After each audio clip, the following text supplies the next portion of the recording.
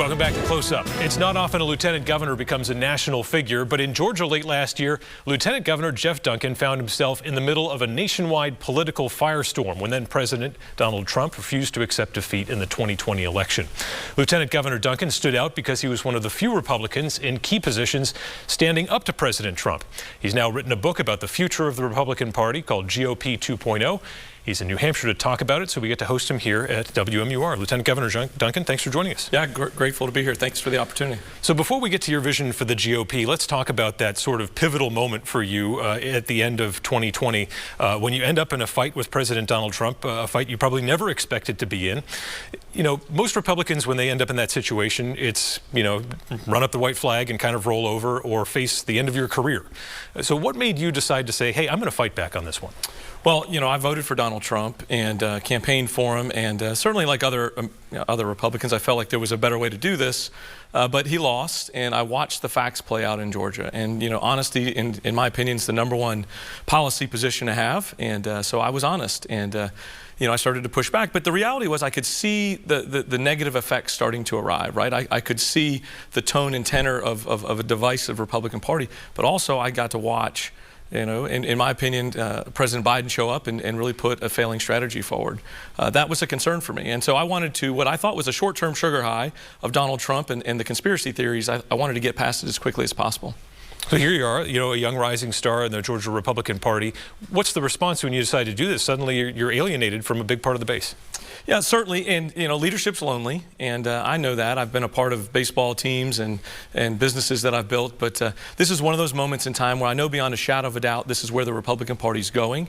I've written the book because I want to plant the seeds of what a GOP 2.0 can look like so we can win on the policies. I'm a very conservative person by nature. I've got a track record that shows that in the legislature and also as lieutenant governor.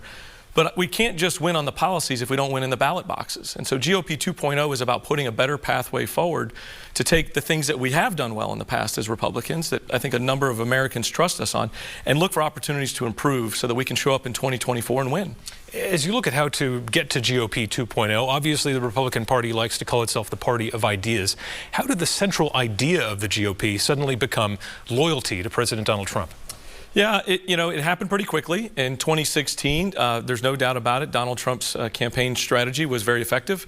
He got a lot of folks to show up in the rural areas, and he convinced the folks in the suburban areas that didn't like his tone and tenor to give him a hall pass, and certainly that happened. As we watched the 2020 campaign play out, and I spent a lot of time in the book talking about this specifically in Georgia, the suburbs stopped giving them a hall pass. And I also think a lot of the folks like me that are fiscal conservatives really watched the greatest campaign slogan ever of drain the swamp. The reality is it really became a feed the swamp. We grew $7.8 trillion in national debt during those 4 years. And so look, a lot of things he did well, a Supreme Court I'm proud of, a number of other policies around health care that I'm proud of, but we need to do better. So you talk about this sort of tenuous alliance that formed and sort of allowed President Trump to get that hall pass, as you call it, but did he not in some way essentially message perfectly to the Republican base and align the GOP more with the base of where the conservatives and the grassroots were? Yes and no. Yes, because he won the 2016 election, but no, because he lost the 2020 election. The electorate had slightly changed and required him to do more.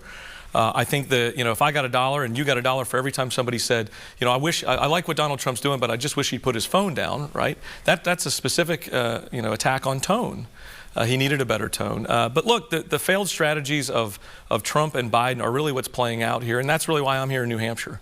This is such an important place to start a big idea like GOP 2.0, and certainly I'm proud to have the opportunity to tell some folks tonight all about it. Yeah, and how do you navigate, you know, you're very conservative, but oftentimes there's this binary proposition. Criticism with Trump is equated with being a Democrat.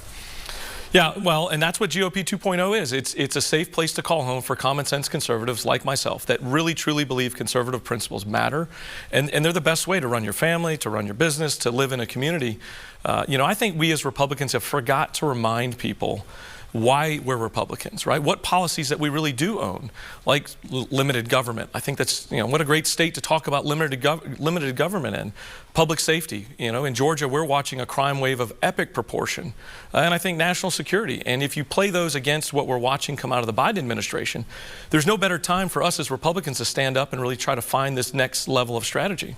In your book, you talk about genuine empathy. Is there a policy element to that, or is this more of a style?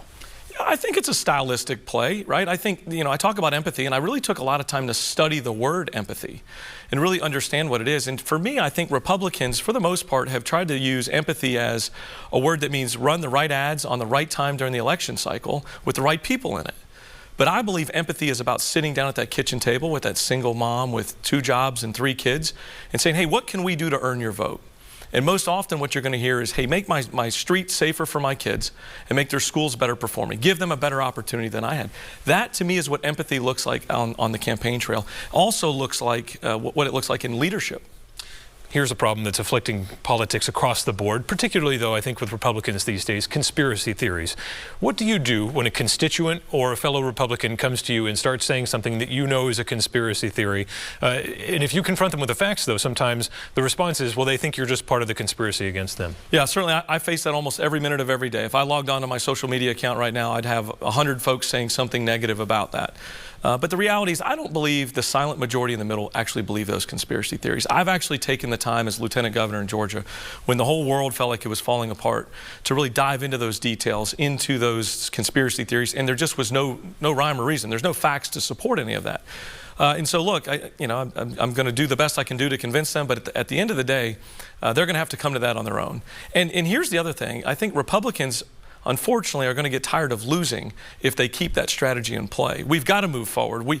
The negative effects of this right now is the Biden administration. It's watching these negative decisions where even the Democrats can't make rhyme or reason out of Afghanistan, the southern border, inflation, gas prices. All of that is a disaster. And we can't afford to come in second place again. And so I believe there's a number of people around the country that are going to continue to come this way to a GOP 2.0 mindset.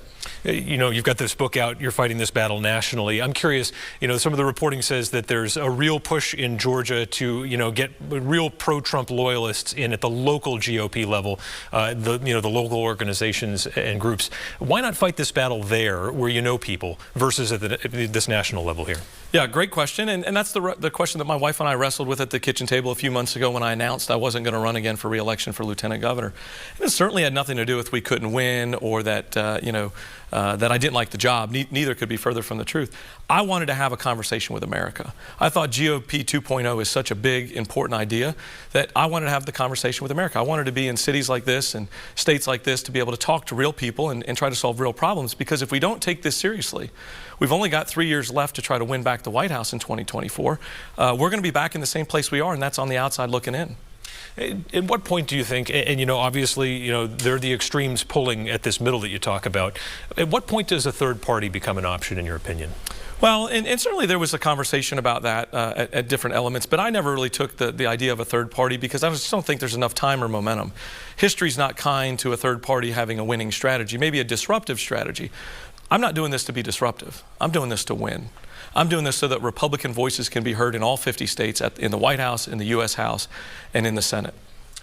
What happens in 2024 if Donald Trump decides to run for president again? Does the eventual Republican field just fold up and quit? Well, certainly there's that possibility. I'm one of those that believe that Donald Trump will not be the Republican nominee. I think there's a whole lot of smoke, but there's not going to be a lot of fire. I mean, history's not kind to a former president running again for re-election and winning, and certainly the self-inflicted wounds that we continue to watch play out. And so we've got to do better. I think the Republican Party is going to look for leadership that is exactly that leadership, that can put a vision on the table that says this is what we can do to effectively win.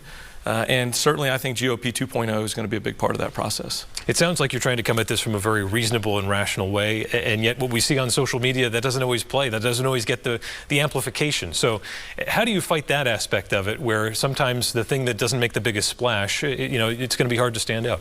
It's a long game. I'm gonna stand for something much longer than 280 characters on a Twitter post. I'm going to stand for leadership that's going to matter not just for this generation, but the next generation. Many of the things I talk about in my book are based upon decisions I made because of the 3 kids that I send to public schools, the wife that I was married to for 24 years that we met in high school, the businesses that I started and ran and successfully sold. Those are real scenarios that help make me a good decision maker, and that's where I think where America's going. That's why I'm in a state like this that's so important.